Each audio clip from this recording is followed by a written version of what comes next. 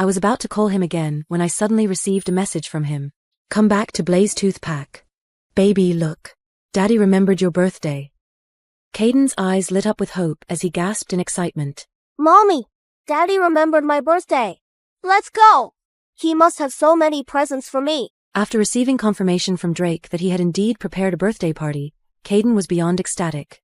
He grabbed my hand and practically dragged me to the villa in the pack. But as soon as I stepped inside, my heart sank at the sight before me. I left Windermere back then because of Drake. My father believed Drake wasn't worthy of me, the rightful heir to the Alpha King.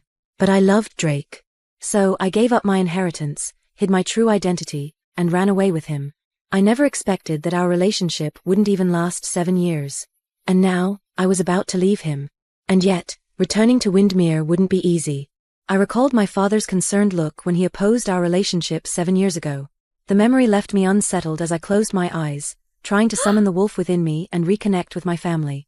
Just as I did, an overwhelming scent of roses filled the air, making me choke. Drake wrapped his arms around me from behind as he asked in a soft voice, Did I wake you? It's still early. Why don't you sleep a little longer? He didn't know that I only pretended to be asleep on all those nights he went to see Jasmine. I was actually awake, waiting for him to come home.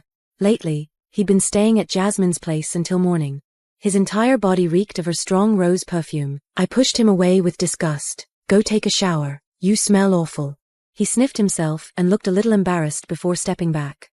Sorry for ignoring your feelings, Selena. I know I've been seeing Jazz a lot lately. Has that been bothering you? I'll spend more time with you for the next few days, okay?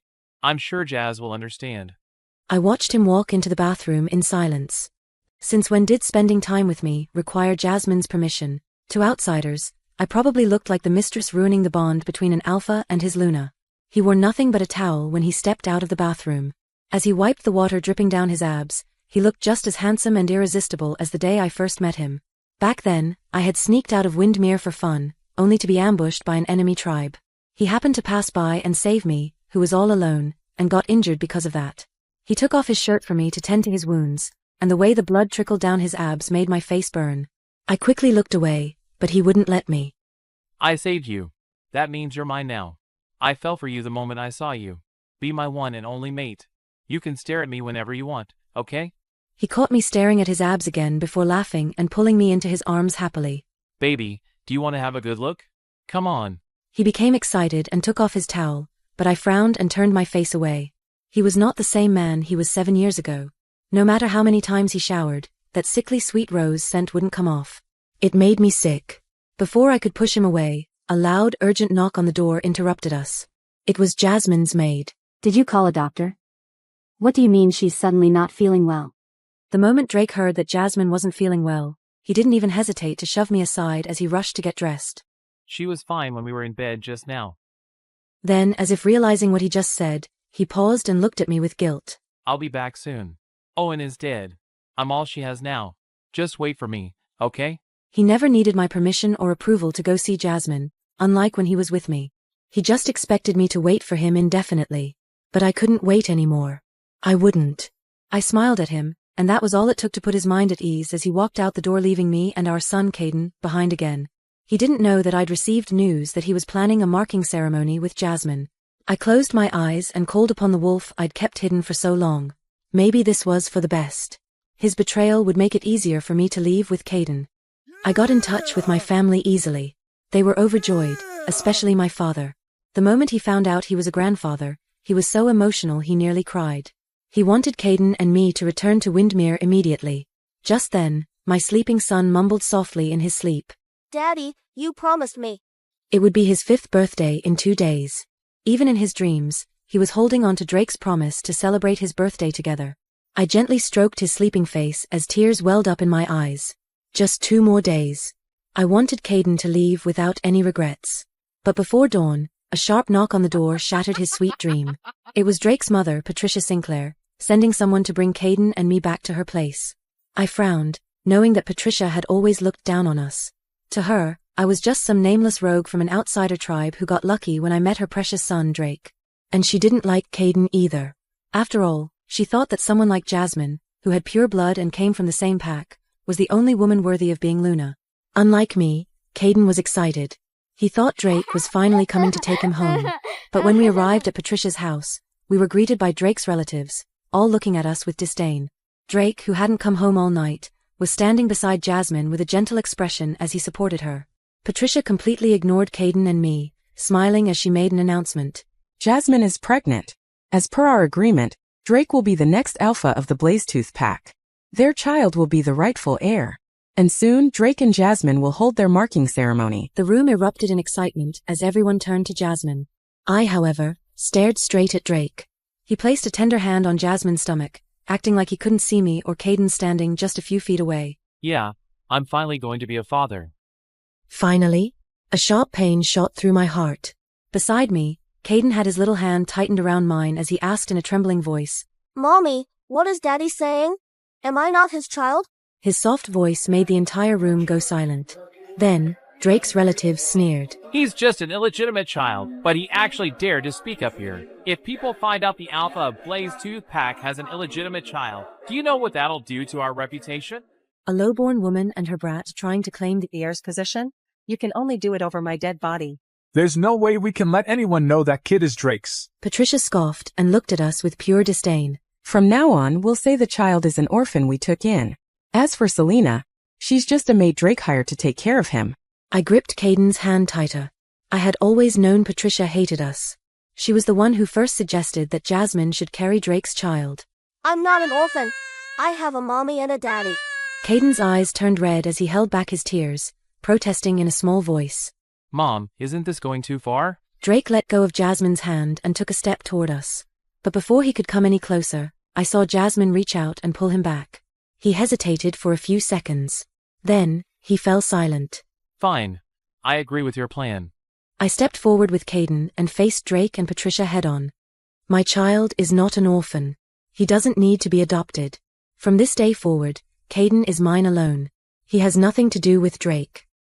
I kneeled and fought back tears as I whispered to Caden, Baby, don't call him daddy anymore, okay? Drake froze. He knew it was all because of Caden that I had agreed to return to Blazetooth Pack and accepted his relationship with Jasmine. He promised to give Caden a rightful identity. And now, I was giving that up myself. He stared into my eyes, trying to read my emotions. But I looked away. He would never have my heart again. Caden was too young to understand everything that was happening. He cried so hard that his eyes were swollen. I just wanted to take him home and comfort him, but Jasmine blocked our way. Selena, I heard Drake gave you a ring that represents his family's status. Since I'm his Luna now, and my child will be the heir of the pack, shouldn't you hand it over? We wouldn't want anyone to get the wrong idea if they saw you still wearing it. So that was it. This was the real reason they brought us here. It was purely to humiliate us. I turned to Drake and asked coldly, Is this what you want as well? That ring had been a token of our love, the very first thing he had given me the night we became mates. He had told me he was giving me everything: his name, his title, his entire life. He had promised I would be his one and only mate.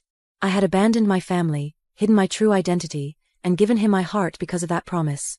Now, faced with my question, he avoided my gaze. Selena, it's just a ring. Fine.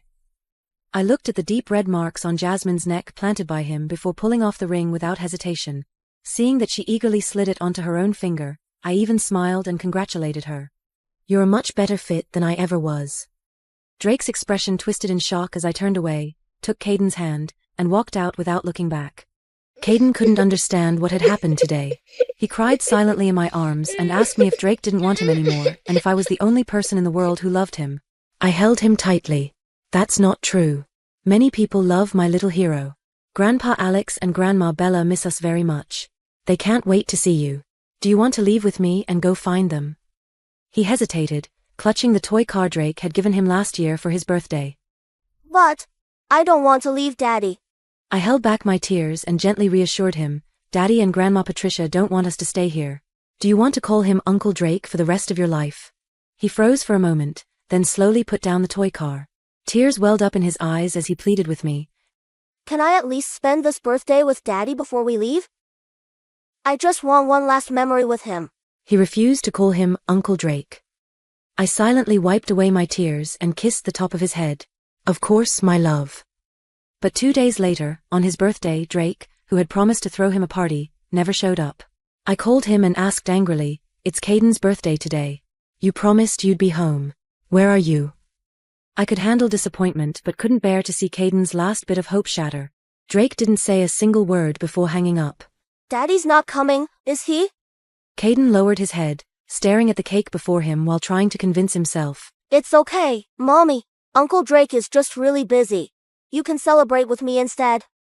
It was the first time he'd ever called Drake uncle. He seemed to accept that Drake didn't want him anymore, but the way he bit his lip and forced a smile shattered my heart into pieces. Furious, I was about to call him again when I suddenly received a message from him. Come back to Blazetooth Pack. Baby, look. Daddy remembered your birthday. Caden's eyes lit up with hope as he gasped in excitement. Mommy, Daddy remembered my birthday. Let's go. He must have so many presents for me. After receiving confirmation from Drake that he had indeed prepared a birthday party, Caden was beyond ecstatic. He grabbed my hand and practically dragged me to the villa in the pack. But as soon as I stepped inside, my heart sank at the sight before me.